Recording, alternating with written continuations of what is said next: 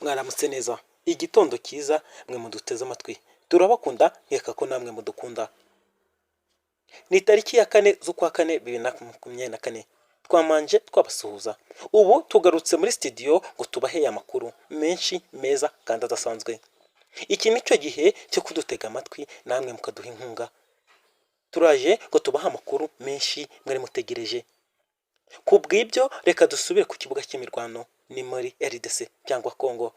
Niko uyu munsi imirwano imeze nabi. FARDC ikomeje gukubitwa inshuro na M23. FARDC niko ikomeje gushaka abambari hirya no hino. Ejo bundi twavugaga SANDF, igisirikare cya South Africa. Abazungu n'abandi bacanshuro batandukanye bakomeje kwisanga mu mirwano, ariko rimwe na rimwe cyangwa kenshi bagasanga baguye muri ambush za M23. M23 niko ikomeje gukora iyo bwabaga, ikomeje kwirwanaho irwana no ku baturage bayo. M23 nk'ijambo tugarukaho cyangwa igarukaho iyo rivuga ko igihugu cya Kongo ari iyacyo n'abaturage babo. Ayo buyobozi nibureke bashire hamwe bakorane, ariko ntibabyumva.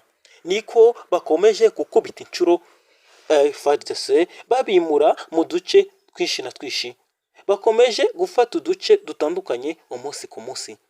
Niko FARDC ikomeje kuzana izindi mbaraga zitandukanye, ariko byose bikaba ubusa, cyane ko n'intwaro bajyanye ku rugamba batazisubizayo. Ni kubw'ibyo leta y'u Rwanda nayo yasubije FARDC cyangwa Kongo nyirizina, ikomeje kuvuga ko FDLR itabaho.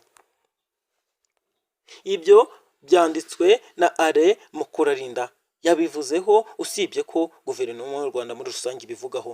U Rwanda rwasubije RDC yongeye kugaragaza ko FDLR itabaho. Umuvugizi wungirije wa guverinoma y'u Rwanda yongeye kugaragaza ko biteye impungenge kubona abayobozi batandukanye muri Repubulika Iharanira Demokarasi ya Kongo RDC bakomeje kugaragaza ko umutwe w'iterabwoba wa FDLR atari urwitwazo utakibarizwa muri icyo gihugu. Ibi yabigarutseho ubwo yavugaga ku kiganiro Minisitiri w'Intebe wungirije akaba na Minisitiri w'Ububanyi n'Amahanga wa RDC Christophe Rutundura uherutse gukorana na France 24, agashinja u Rwanda kugira uruhare mu bibazo byose igihugu cye kiri guhura nabyo. Mu butumwa yatangaje binyuze ku rubuga rwe rwa X, Mukurarinda yagaragaje ko ibyatangajwe na Minisitiri Rutundura bisa n'ibitesha agaciro inzira y'amahoro ya Nairobi na Rwanda yemejwe, ariko igihugu cye kikaba gikomeje kubitesha agaciro. Mukurarinda yagaragaje ko ibyo bishingiye ku buyobozi bw'igihugu cya Kongo kidateze cyangwa kitumva ibijyanye n'amahoro cyangwa uburyo amahoro yagarukamo. Mukurarinda yagaragaje kandi ko ibyo bishingiye ku buyobobwa cyangwa ku buyobobwa bwa Kisekedi butagaragara neza. Ubuyobozi bwa Kisekedi butagaragaza aho ukuri kuri. Kuyobya uburari bwa guverinoma ya RDC idashaka kugira byinshi ikora ku kibazo nyamukuru birebana n'umutwe wa FDLR. Yagize ati, ubu buryo bugaragaza imyizerere mibi bwabaye akamenyero mu buyobozi bwa RDC, byagamije kuyobya uburari ku kibazo nyamukuru bishingiye ku kuba FDLR iri hariya ikaba idahungabanywa, igakwirakwiza imvugo z'urwango, ingengabitekerezo ya jenoside n'ubwicanyi muri RDC. Yakomeje agira ati, nubwo bimeze bityo ariko Minisitiri Rutundura avuga ko uyu mutwe w'iterabwoba ari urwitwazo w'u Rwanda, akageraho abaza ati umutwereke natwe tuwuhashye. u Rwanda ruhora rusaba ubuyobozi bwa RDC kwitandukanya n'umutwe wa FDLR ugizwe n'abasize bakoze jenoside yakorewe abatutsi no kwirukana ku butaka bwawo bukinangira, ahubwo bakawushinja gutera inkunga umutwe wa M23. Mukurarinda yakomeje agaragaza ko nubwo Rutundura avuga atyo, hari raporo z'impuguke y'umuryango w'abibumbye mu bihe binyuranye zagaragaje ko ingabo za RDC FARDC zitera inkunga FDLR zikayiha intwaro bakanafatanya ku rugamba. Yashimangiye ko biteye impungenge kubona abayobozi b'icyo gihugu bakomeje gusimbarara ku bidafite ishingiro. Yashimangiye ko impamvu bakomeje kubisimbararaho ari uko bashaka gukomeza guhisha ugutsindwa kwabo mu kurinda abaturage n'umutekano wabo.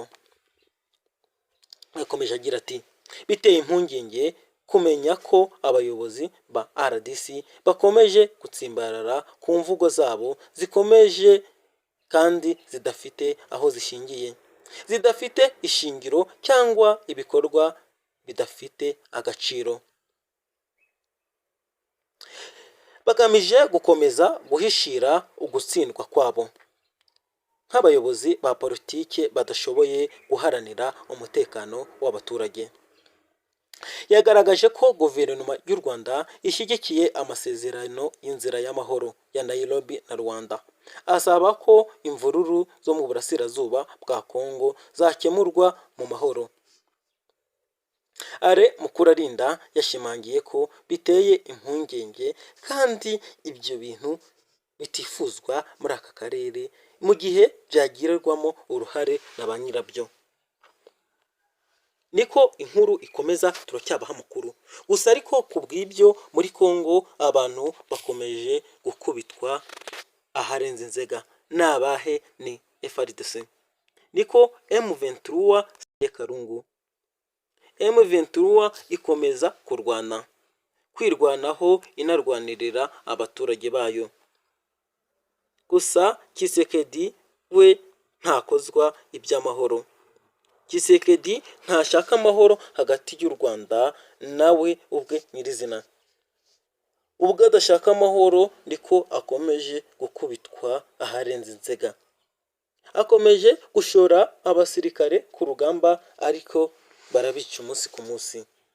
Nta mahoro afite kuko sahiyi abasirikare barenga 50 bakomerekeye ku rugamba, abandi bafatwa mpiri. M23 nta gahenge baha kuko ikomeje kubahashya isaha n'isaha, nubwo bamwe bagenda basubira mu kigo bavuga ko badashoboye kurwana n'intare za Sarambwe, ubwo niko gufatwa bagafungwa. Tukiri kuri iyo nkuru, mu minsi yashize tugaruke ku basirikare b'u Burundi. Twavuze kuri South Africa baratsinzwe birangira basubiye iwabo amaramasa. Abandi barimurika bavuga ko batsinzwe, nubwo leta ya South Africa yongeye kubinyomoza ikavuga ko nta basirikare babo bigeze batsindwa, nta musirikare wabo wigeze wahanika amaboko ku rugamba. Gusa ni kubw'ibyo abarundi babarirwa mu magana nabo basabye kongera kwisubirira iwabo. Ati ntidushoboye, ntitwishoboreye, ntago turagwana n'izi ntare za Sarambwe. Ati nabicanyi ruhagwa, ntago aba bantu twashobora guhangana nabo. Ati nimutureke twigendere, ntago ibi bintu twabibashya. Gusa iyo bageze mu Burundi barafunzwe, abenshi ubu bari mu buroko, nubwo leta ya Burundi itigeze yabyemera, ariko ukuri kuri aho nuko. Reka tugaruke no mu Rwanda tubahiye inkuru tugeze aka kanya, nayo ntitwagenda tutayibahaye.